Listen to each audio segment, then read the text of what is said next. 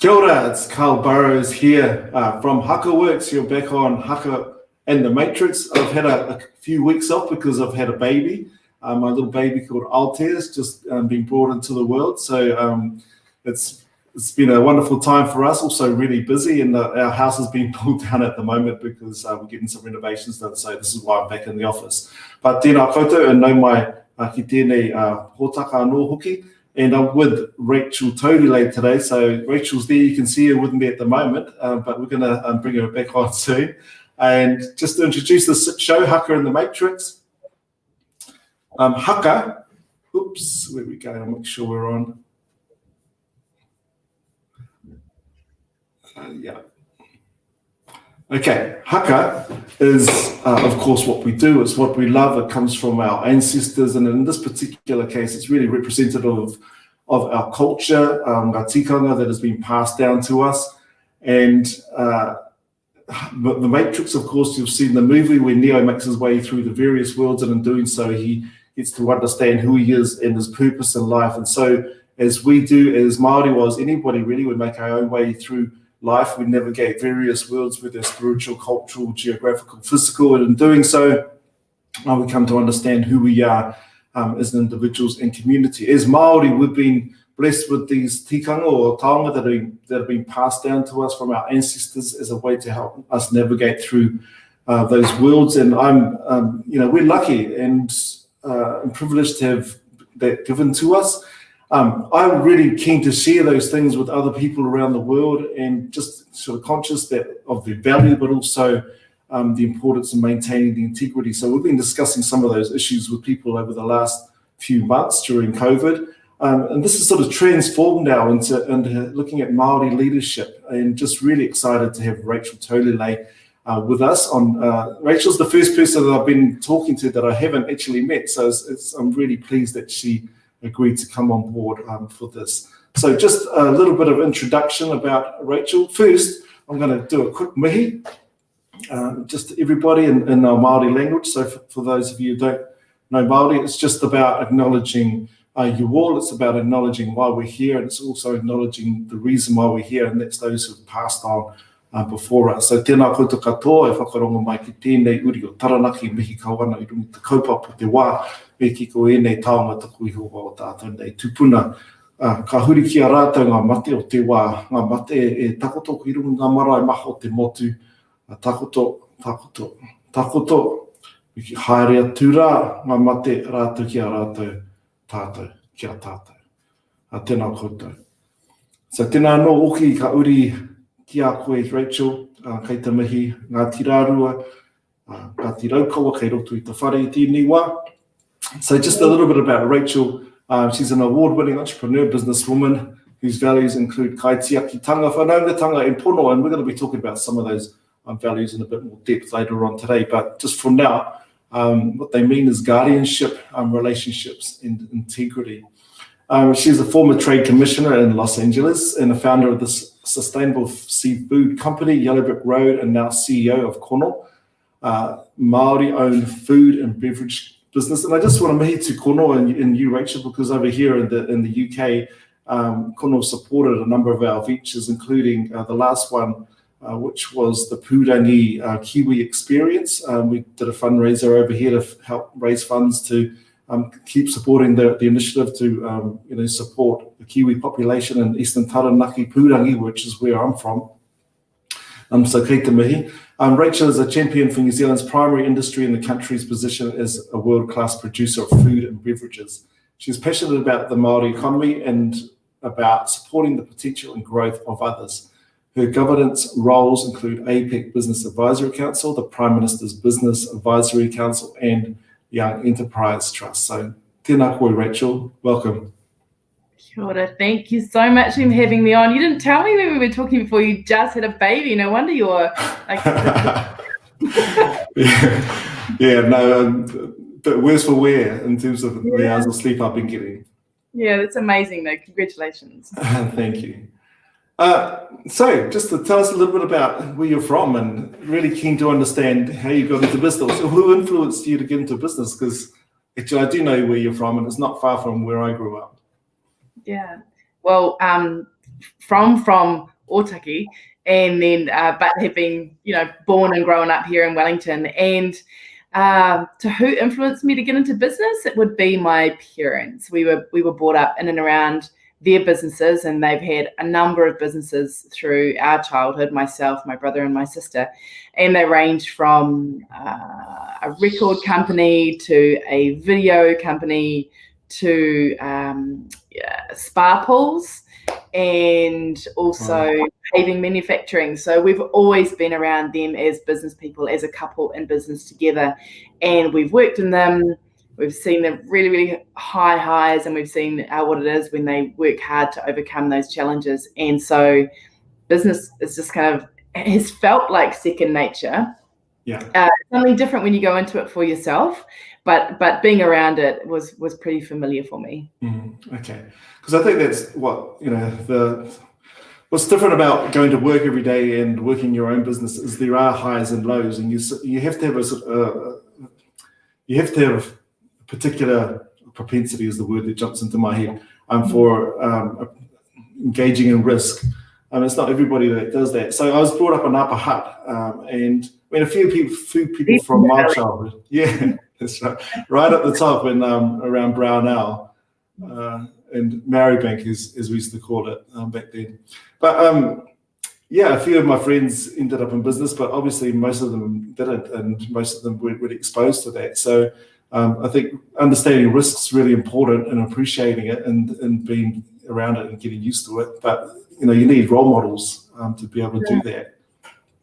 Yeah, you do, and it's about grit as well. So I think that you have to be all in when you're in business and when it's your own business, and appreciate that no one's ever going to work as hard or spend as many hours or have the same degree of exactitude about the work that you're doing, because that's on you as the business owner. So you have to be ready for that. Yeah. Okay. Hey, just wanted to say to our listeners, it's really awesome to have you. I can see a few of you watching, so really pleased that you're engaging. If you want to say where you are and where you're listening from, that would be really appreciated. If you have any questions for Rachel or myself, just write them down here in the comments section, and they'll come through to us here. So just quickly, there's Renise, always checks in. So she's saying bonjour from Paris, and congratulations. Thank you, Renise. My baby Altair, my wife Maylia listening. That's lovely. Ngā mihi ki a koe, uncle. Goodness, I'm getting called uncle increasingly more often these days. Kia ora ngā neko. And also tēnā korua from Carl Tate. So, hey, Rachel, just in 2015, Yellowbrick Road. Sorry, tell us I want to hear more about Yellowbrick Road and your business, and just the courage that it takes to set up a business and get into it yourself. Yeah, so one would say courage, another might say naivety, because I think you have a degree of both when you're going into it, because you never know what you don't know going into setting up your own business. But I set it up because I'd been living and working in the States and had been working with people who were producing beautiful New Zealand products, and I was helping them find a market and a partner for them up in North America. And I watched a lot of our amazing producers do all of their great work, and I watched the product come through into the market and take lots of time, and inevitably, or sometimes it ended up getting into the hands of chefs or retailers in not a great condition. Certainly didn't reflect the value or the blood and guts that had gone into, if it was fish, for instance, catching that fish. Yeah. So I thought that when my daughter Lily was about 14 months old, my husband and I were like, cool. Well, actually, it was me. I really wanted to come home at that point. I said, let's get home, and I'm going to try something different. I'm going to set up my own business, and I'm going to work with fishermen who I think are catching and harvesting in really good, responsible ways, and I'm going to supply it through into the American chefs I've gotten to know. And so we did that. That's how that worked. It's kind of a long, very short version, but that's what happened. And then a couple of weeks, or a couple of months rather, into sending it up to the States, a couple of the chefs in New Zealand said, hey, could we maybe get in on that? And I hadn't appreciated that they weren't getting the greatest fish that the country had on offer. So kind of flipped the model and decided that I would keep that beautiful kaimoana that I was sending all the way to the States here in New Zealand for them and for New Zealand consumers, but also for people who were coming to New Zealand as tourists and who were coming here expecting to get the best version of us. And so in giving them this amazing kaimoana, live oysters or fish with the skin on, which now sounds pretty commonplace, but back in maybe 2006, it actually wasn't. Oysters came in bottles and fish came skinned and boned and wrapped up in a plastic bag. So it just had to turn it on its head a little bit. So changed the business model and kept all of that export-oriented kaimoana here in New Zealand for New Zealand chefs and everyone who wanted to eat their food. And I could hear some of those values coming through that we spoke about, I mentioned just earlier, just even looking after our guests, providing them with the best, that's it's manaakitanga, isn't it? And it is. Yeah. And it's also, and I think that tourism is such a big part of New Zealand, and unless we really, and you will know that through your experience of what it is to engage with people, either through haka or through food or through any of the things that come really naturally to us within New Zealand and for Māori, you've got to be able to put that best version of yourself out there. So it just felt like second nature to be able to do that with the chefs and the fishermen. And then also, the other part of it really is that I wanted to make sure that our fishermen were getting the greatest value that they could for their work, and to be able to tell their story about who caught that fish and where did they catch it and how did they catch it, and to show that they put a huge amount of care and effort and love into what they did, and it showed in the product. I just want to jump in really quickly because it's just these values that we talk about, kaitiakitanga, and whanaungatanga, we talk, relationships that are really important, and integrity with pono, so there were just three that I mentioned at the beginning, that those values are important to you. And for people who don't know what they mean, that aren't from New Zealand or aren't Māori, not familiar with those terms, those are the things that are starting to come through as I listen to Rachel talk about how she approaches business. And Rachel, just in 2015, I know Yellow Brick Road was sold to Kono, with you stepping into the CEO role.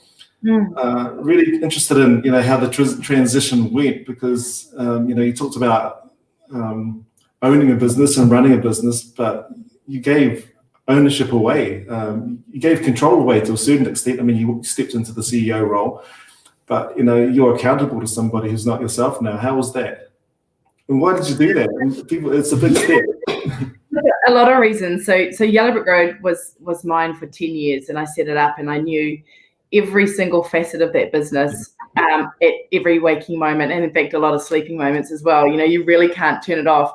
And one of the challenges with having your own business in a startup is often that you're always in it, and what you're searching for is the headspace to be able to lift yourself up and to be able to breathe life into new ideas. People talk about not working necessarily always in your business, but on your business. But when you're a startup and when you're sprinting, it's really difficult to do that.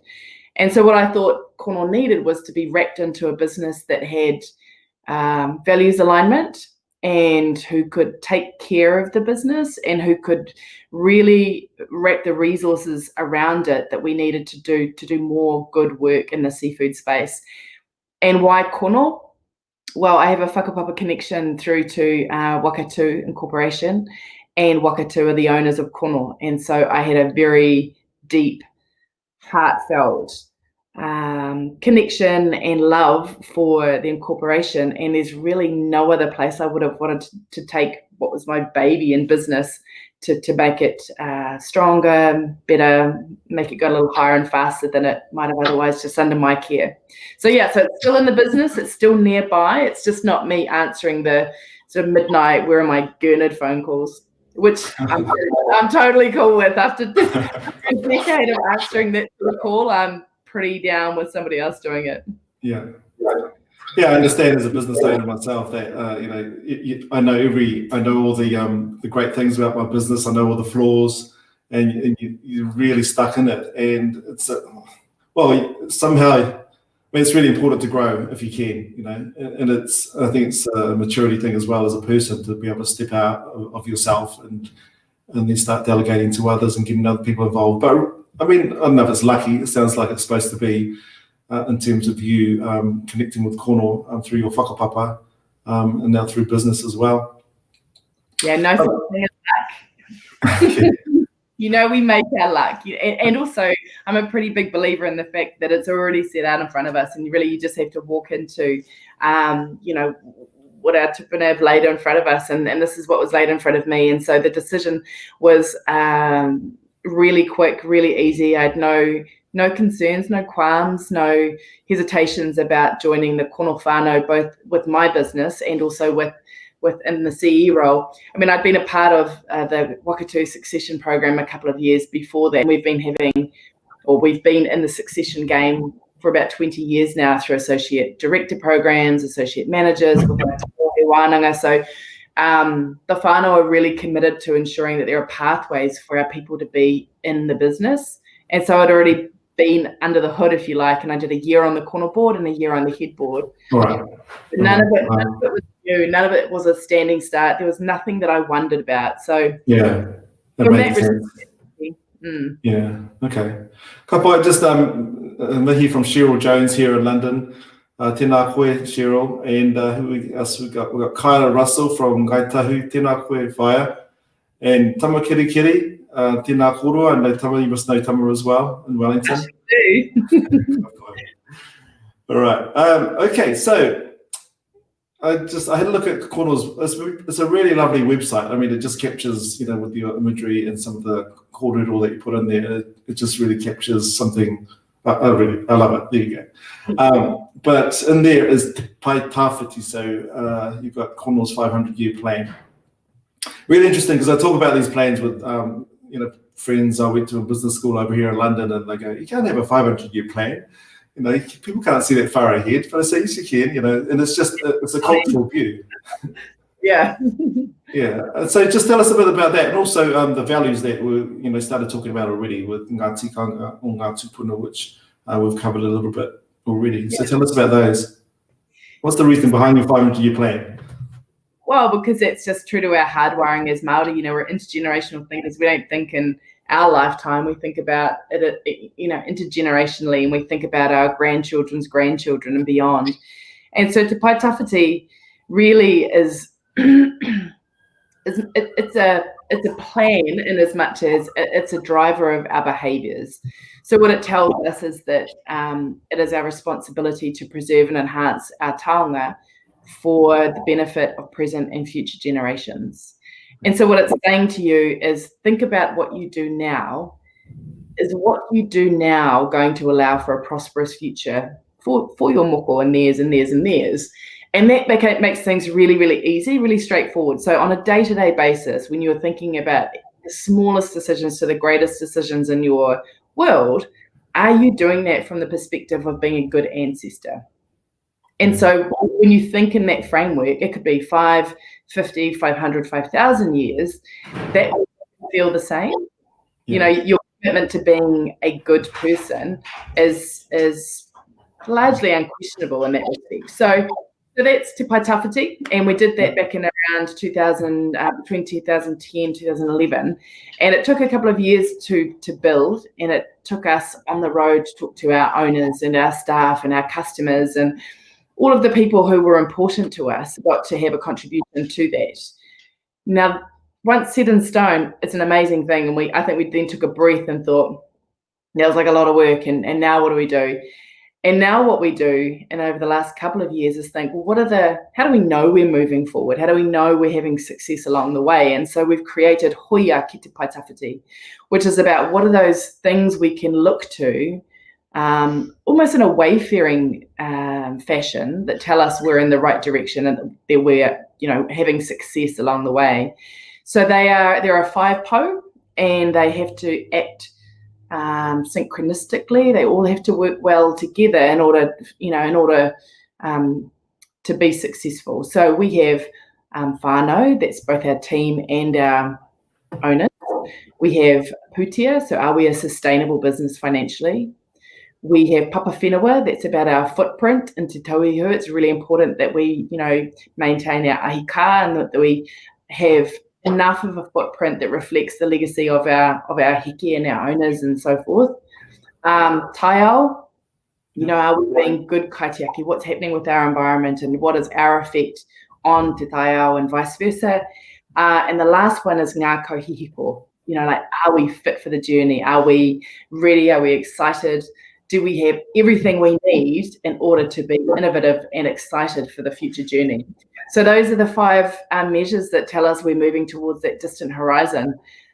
And it's amazing. I mean, what I think is amazing about that is that we have developed models of being in a Western colonized world that are really authentic to us. So they're cognizant of who we are as Māori, but they put it in a context that not only we understand it, but also all of our non-Māori staff and team and those who are around us. Anyone can look at that and say, I get that. I have an understanding or a comprehension to that, and I can form my own relationship to it, whether I'm an owner or a Māori employee or, you know, or non-Māori. Yeah.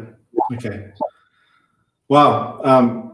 I've about 1,000 questions now. So I just want to say, firstly, I think it's exciting. You know, I've been in iwi, helping iwi develop these plans with my own tribe, Ngāti Maru, and it is difficult to you know, come up with them in a way which sort of, in some ways, I mean, we all come up with the same thing, but in other ways, you know, you have to go through a process which people are engaged in, and I suppose the words buy into jump into my head, but that's not the exact thing I'm trying to say.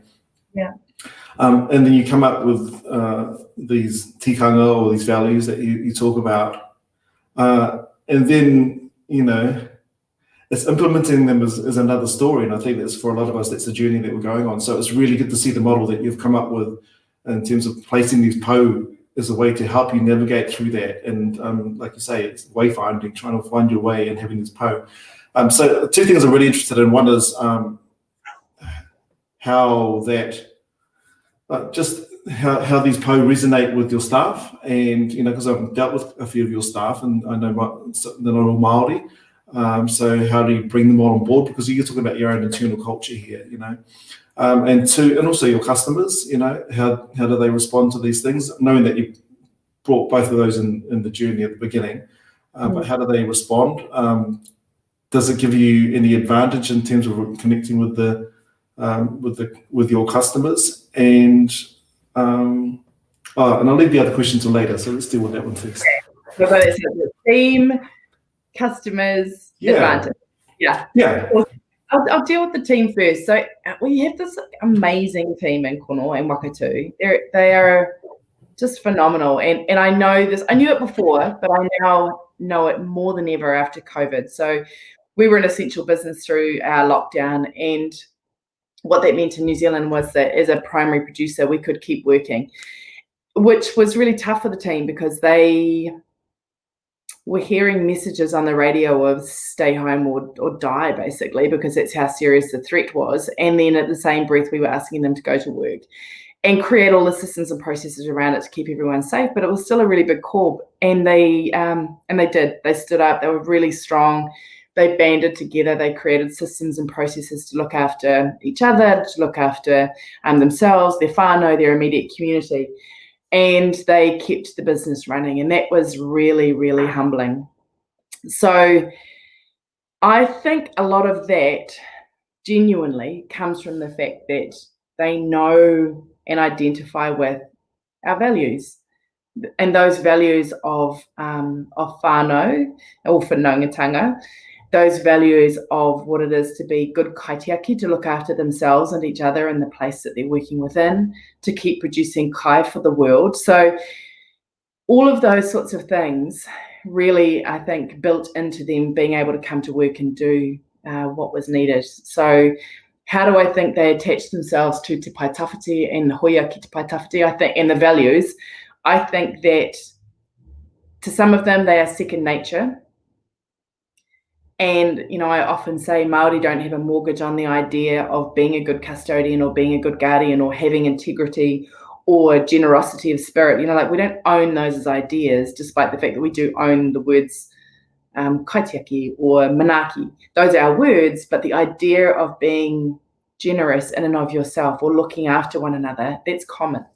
So what I find is that people often come and work for Kono and Waka too because they want to be around that, and we live it and we show it, and we're very demonstrable about that. So that's pretty cool.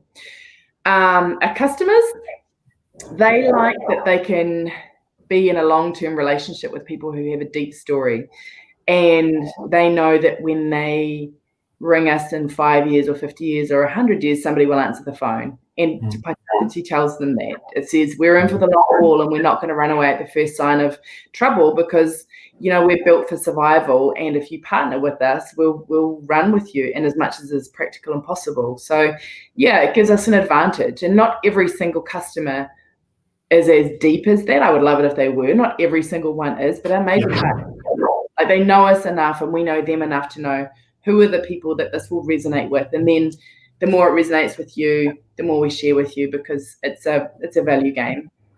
Yeah, good point. Yeah. But I agree. I just think I suppose what's different, I agree with you what you're saying in terms of the values and how we don't own them as Maori. Everyone has, they're relatable across the world. We found when we talk about them, people understand them and can relate to them. And I just think what might be different for what you're doing is, as opposed to other organisations. I mean, this is not completely true, but I just think it's a matter of emphasis. I suppose is that these are you've declared them as important. They're part of who you are. They're part of your culture. You live them and breathe them within your organisation, But there must be some sort of balance that you have to try to achieve, and you talk about the 5 po and having them all sort of alive and important to you as you make your way through this journey. And as CEO, we know that we have limited resource which we can apply to each, and we call them, well, they're often called values because we value them, but often when you value one, it can be at the detriment of another, and you've just got to get the right balance. So you might, a lot of organizations, the reason for corporate organizations is to increase shareholder value. So the emphasis is on making as much money as possible. So if you all focus on that as a value, it's detrimental to the other ones. So how do you keep the balance? How do you talk about whanaungatanga, kaitiakitanga, and putia? How do you keep the balance? So you do it collectively, and this is another trait of Māori businesses that you're never alone. You're never alone. I might be the CEO, but that actually, that really doesn't mean jack. At the end of the day, because you're surrounded by your cousins. So in our senior leadership team, there's 6 of us, and 4 of us are whānau. So the general manager of people and culture, and the general manager of order, which is our nutraceutical part of our business, myself and Karenza. So we're all related. No one carries any airs or graces, and you do things from a really collective standpoint. So you think the challenge at hand is, and we do have some amazingly robust conversations, and I will often push the putia angle quite hard, because you have to be able to afford to be good kaitiaki. It's hard to be green when you're in the red. That's just the reality of life. But then the beautiful part of that conversation is that you get pulled back, or you get pushed forward on certain elements of that conversation. So, Manaki, our people and culture, they'll be hammering home hard our programs that are being funded for our tamariki. Or then you'll have Aurora, who wants to invest in science, that Ngākau Hihiko innovation space. And then there's us with Kono. So, groupthink, generally speaking, bad, but collective thought, the way that we do it within Māori business, is amazing, because it puts you to account. It makes you think really carefully about what you do and how you do it and who you do it with, and the motivation for doing it. And it gets you to an incredibly strong place. And I think for sure that comes from having that high trust and love factor.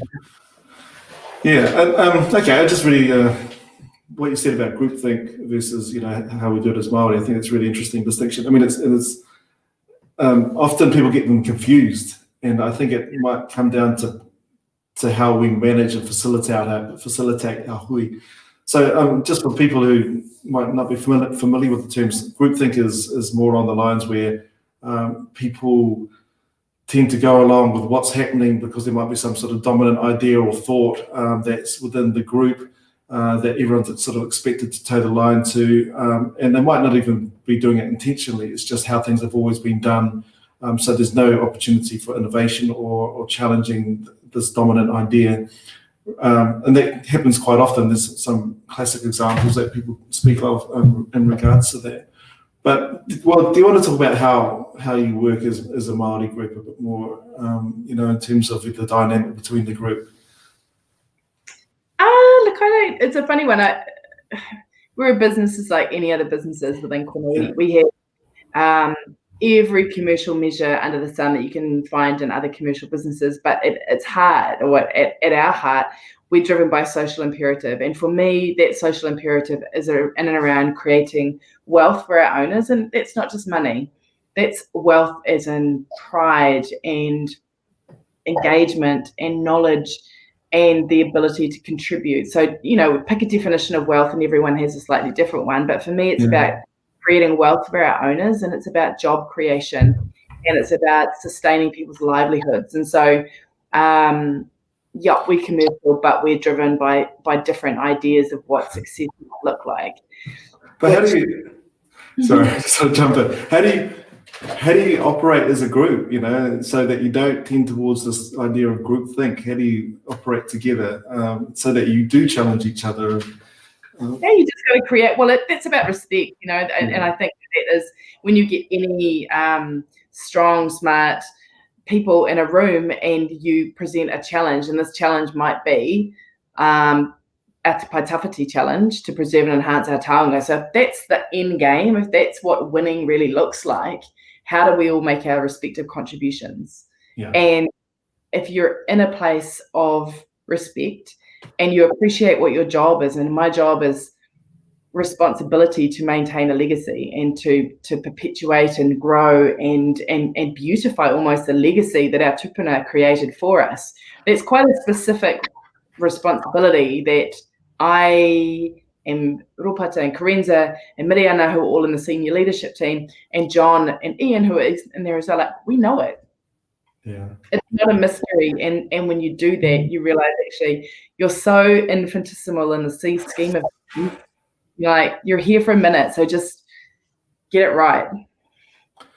Yeah. Okay. So you're saying that it's, people know it's bigger than themselves. It's not about them. It's not about their egos. It's not about them being the leader. It's something. It's about the future, like you were talking about before. And so, how can you all contribute and respect each other's contributions so you can get there?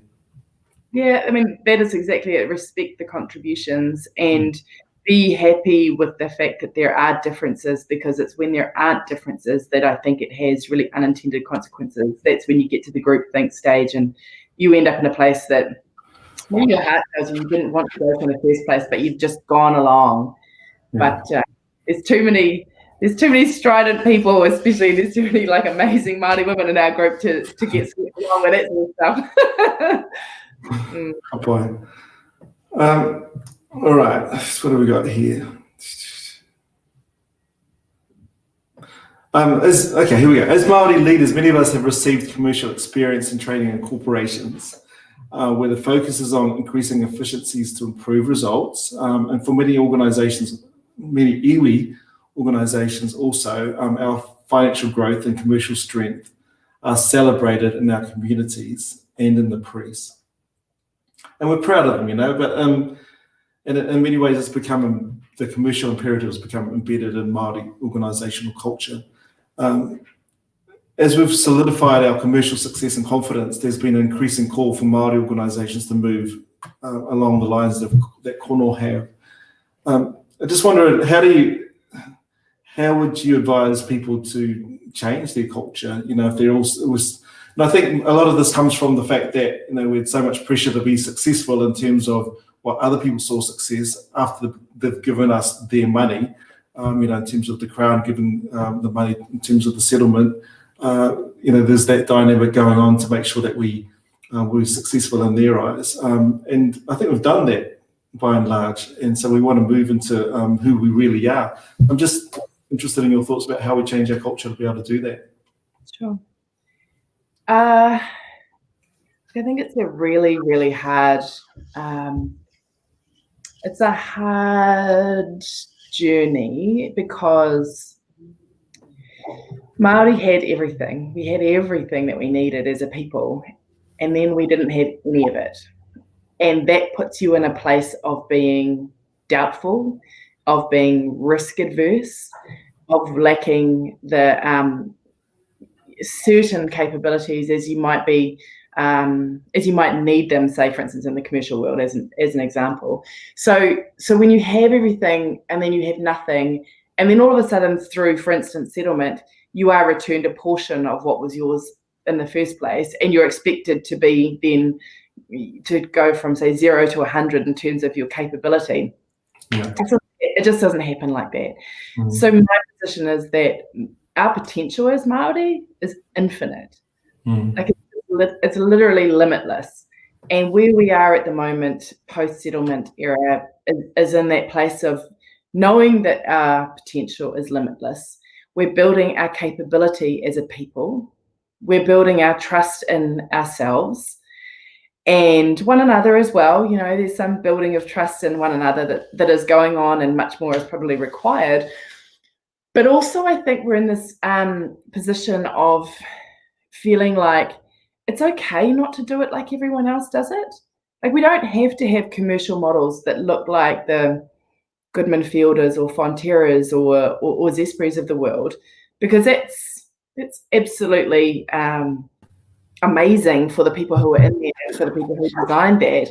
But in Māori, actually, there are different business models and different ways of being that we can both celebrate and really lean into, that make us the most authentic versions of ourselves. But that doesn't come immediately.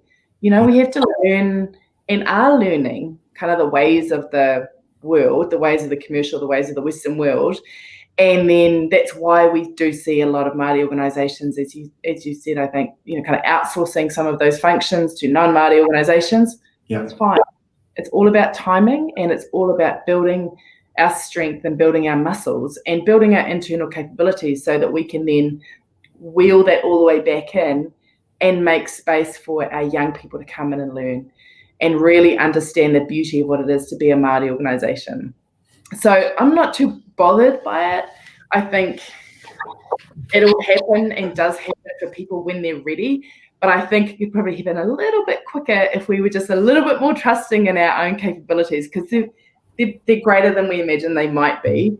But as I say, that the potential for us is limitless. Good point. Yeah, speaking to Jamie Tuta a couple of months back, I think now, and he did say that, you know, it's about knowing who you are and knowing yourself and trusting that. And it sounds simple, but actually, like you say, we've been through a lot, you know, so it's only natural that we doubt who we are. We've been told that we're not good enough, and that our values aren't going to get us anywhere. And it's really exciting to see examples where that's wrong, and, you know, that people that we're starting to understand who we are and be confident in that and push that forward and having success in doing so. So much so that I think we've got a lot to share with the world. I think you're right. I think we do. I think we're going through an I don't know if it's called a renaissance space, but I think we've been through a period where we've been a part of the New Zealand economy, a part of the New Zealand story, and I think, I don't know that it's a shortchanging, but I don't think it's been sort of valued as deeply and as beautifully as we know it perhaps should be. And so now I think you see Māori organisations, whether it's in tourism or in other facets of the commercial world, saying, hang on a minute, let me just take a breath and work out what my true value is, and that comes out of confidence in self. And then I'll invite everyone back into that, so we can do this on an even keel, and you know, you can truly appreciate how valuable we really, really are. You know, like, what part of the New Zealand story belongs to Māori, and how are we going to share that, as opposed to being kind of like sucked into the vortex as part of the glitter parade. I find those comments really interesting. Because, I mean, the vortex, you talk about the vortex, and I'll tell you what it is. The vortex is that we have this global society, this global community, which is sort of dominated by huge corporations that have become massively efficient at extracting resource and making profits, and everybody wants more and more profit. And it's, we're realizing over the last 10, 15 years or more that this has hugely negative impacts on us as people in our communities and also the environment. And it's not setting ourselves up to be good ancestors, as you talked about. So there's huge problems, and people are looking for answers. And it's sort of coming out in all sorts of ways now in terms of even Black Lives Matter as a response to that, and also climate change, the pressure on big corporations to change how they operate because of the impact of climate change. There's shareholder activism, where now resources have been diverted from those organisations who aren't meeting these ideals. So people are really wanting a different way to do things. But what I'm hearing you say is that we're doing a lot more work. There's a lot more work that we need to do for ourselves to get ourselves in a stronger position. So we're quite certain about how we share who we are. Is that right? Yeah, I just think we need to. There's a strengthening in it, and it's a really amazing feeling of strengthening with people. As Jamie would have put it, you've got to know who you are in order to know where you're going, and you've got to know enough about yourself to feel strong enough about the value that you can share with the world. And I think that we're feeling and we're feeling that, and there's a real groundswell of mana motuhake that's taking place, and then it shows itself, it manifests itself in different ways in different places. And some people it's at the par, and some people it's around the board table, but they're all really valid contributions to the Māori story. And I think the challenge that we have as Māori, as we build ourselves, is how do you take all that goodness, how do you take all that growing positivity, and how do you address the negative, shameful, statistical anomaly that we are in this nation? So we're everything good, the values, the story, the unique Indigenous nature of us, and the incarceration and suicide rates and obesity and ill health and undereducation and lack of housing. So, we're hitting both ends of the bell curve. How do you bring it together in a sensible fashion? And it's not just our responsibility, right? You can't just out the woes of a nation to the owning ethnicity. That's a nation problem, but Māori are the best people to design and implement the solutions to that problem, albeit that we might be enabled by the government because we know our people. Good point. All right, and I just want to pick up on the glitter parade comment you talked about. It's a space that I agree. Saying that. I bet I do. It's the sort of thing. It's stuff out there, and it'll come back and get me. Yeah, no, but it's a space that we operate in, over here in London, because we're quite unique and exotic, I suppose, and we bring a lot of energy, with our work. We work in the corporate space, so we know what you're talking about, and it's. And there is a real danger with what we do in terms of sharing our knowledge, that it can just be a glitter parade, it could just be a fad and just something that is there for the moment and gone once the glitter drops to the floor. So it's a really interesting. It's really interesting to sort of contemplate, and I'm always doing it in relation to our work. So, but I'm just really excited to hear what you're saying too about. The thing is that we are glitter, not to be too late night Thursday nighters, but we totally are. We're the shiny, sparkly things, and that's cool, But it's not just that. I think that's the easy part for people to understand. But the actual depth and the actual beauty lies all the way below that, and that's the part that I think. That's where you get the real richness, and I think that's increasingly you see Māori saying, like there's more, and you can't have the glitter unless we get into the real heart of it all. Hence, going back to the question about how do we deal with the woes that Māori have. That's a responsibility that we all have in Aotearoa to look at that. And if we can get that right, then sure, we do maintain that position of being the most unique element of this country. Mm-hmm. But that's a real problem. That's going to, Māori can be either the engine of Aotearoa or the anchor. So, you can't be both.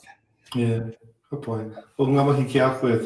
Thank you for your thoughts. I just want to ask one more question is, there's a lot of iwi organisations such as my own, and we're